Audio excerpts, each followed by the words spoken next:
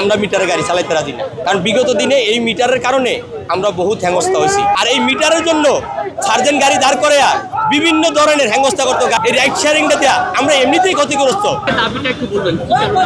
আজকে আমরা দাঁড়িয়ে আছি, আমাদের একটাই দাবি, আমাদের অনলাইন রাইড শেয়ারিং চালু থাকতে হবে। এই রাইড শেয়ারিংটার কোনো যুক্তিকতা বিআরটি দেখাতে পারে নাই। বিআরটি চেয়ারম্যানের কাছে আমাকে প্রতিনিধিরা গেছে, শুধুমাত্র একটা কথাই বলছে যে আপনারা মিটারে চালান, আমরা মিটারে গাড়ি চালাইতে রাজি না। কারণ বিগত দিনে এই মিটারের কারণে আমরা বহুত হেঙ্গস্তা হয়েছি। কারণ আপনি দেখেন অনেক কিছু দাম বাড়ছে, কিন্তু গ্যাসের দাম বৃদ্ধি করা হয়েছে, বিদ্যুতের দাম বৃদ্ধি করা হয়েছে, আমরা সবটাই ভুক্তভোগী, কিন্তু আমাকে মিটারে এক টাকাও বাড়ানো হয় নাই। আর এই মিটারের জন্য সার্জেন্ট গাড়ি দাঁড় করে বিভিন্ন ধরনের হেঙ্গস্তা করতে। In the heart of the city rises a destination built for greatness. International Convention City, Bosundhara.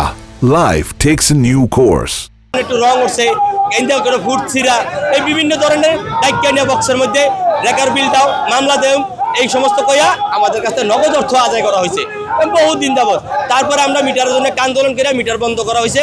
এখন আমরা এই রাইড শেয়ারিংটা দেওয়া আমরা এমনিতেই ক্ষতিগ্রস্ত।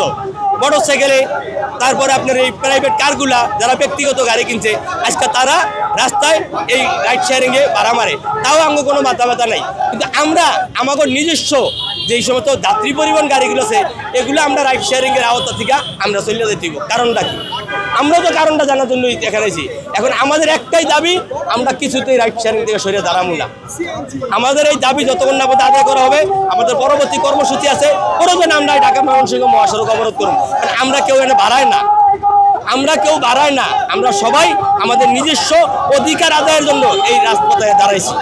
কারণ আমাদের কাছে দাঁড়াইতে তারা বাধ্য করছে, আমাদের প্রতিনিধিদের সাথে তারা কোনো কথা বলে নাই, আমাদেরকে কোনো ডাকে নাই। এইগুলার জন্য আসলে আপনারাও দেখছেন যে বিগত দিনে তেলের একটা সংকট ছিল, যার কারণে বিভিন্ন পাম্পে ঘন্টার পর ঘন্টা দাঁড়ায়া মোটর সাইকেল, প্রাইভেট কার অত্যন্বিত। যখন গ্যাসের দাম বাইরে গেছে, এখন আর কোনো পাম্পে কোনো সিরিয়াল হয় না। এখন পাম্পের বিষয়টা পাম্পের মালিকরা বলছিল যে 30 তারিখে তারা পাম্প বন্ধ রেখে তারা একটা মিটিং করব, আবার তারা সেটা উদ্র করে নিছে।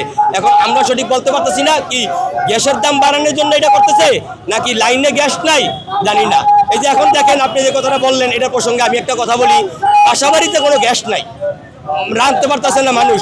আজকে এই প্রাইভেট কারগুলা বাংলাদেশে আসছে তেলে, এই প্রাইভেট কারগুলো তেলে আইসা গ্যাস কইরা আজকে পাম্পে গিয়া গ্যাস লয়। এই সংকটের মধ্যে কোনো মন্ত্রী বলেন, বিআরটিএস চেয়ারম্যান বলেন, বা ঊর্ধ্বতম কোনো কর্মকর্তা বা প্রধানমন্ত্রীর দিক থেকেও কোনো নির্দেশনা নাই যে এখন গ্যাসের সংকট, এখন প্রাইভেট কারে গ্যাস দিয়েন না, এখন আপনারা তেলে চালান, আবার যখন গ্যাসের সংকট সমাধান হইব তখন আপনারা গ্যাস নিয়ে, এগুলো কোনো মাথা ব্যথা।